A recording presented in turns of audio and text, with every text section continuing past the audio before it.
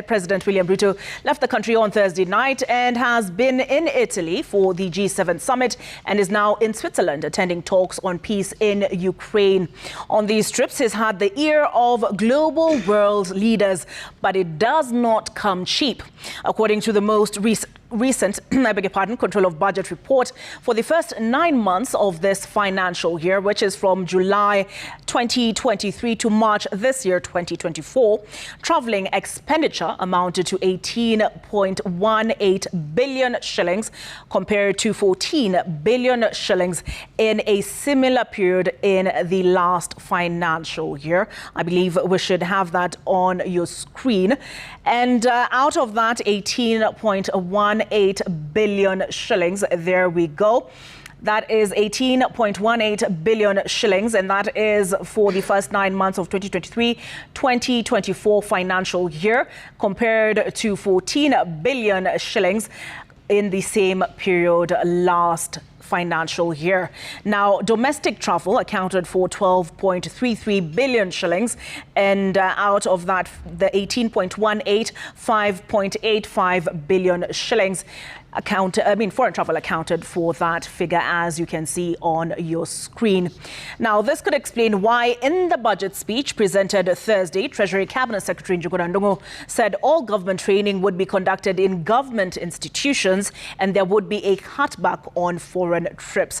But why is the number of trips the president makes such a sore subject?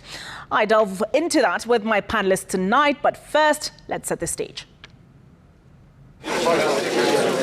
Nicknamed Tanga Tanga by his predecessor, former President Uhuru Kenyatta, President William Ruto appears to have taken his sojourns global. His frequent trips outside the country drawing the attention of Kenyans, with social media users generating memes that seem to depict the president as a tourist.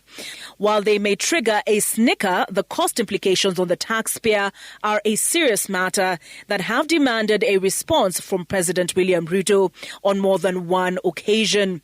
Only 2 days ago, Treasury Cabinet Secretary Njugunandungu made a commitment to cut back on the cost of foreign trips in his budget speech.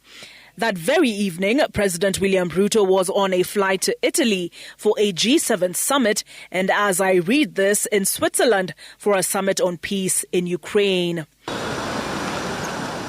10 days ago, he was in South Korea, but it was the state visit he took to the U.S. 9 days before that that truly reignited debate on the cost of his foreign trips to the taxpayer. More specifically, it was the sleek luxury jet he used. He later explained he got it at a bargain of 10 million shillings from friends in the United Arab Emirates. Look at me, Kenyans. Look at me again. I must lead from the front. As I tell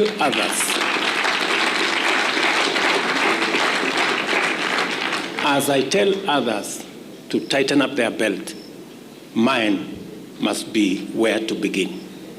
The government spokesman's response was not as refined.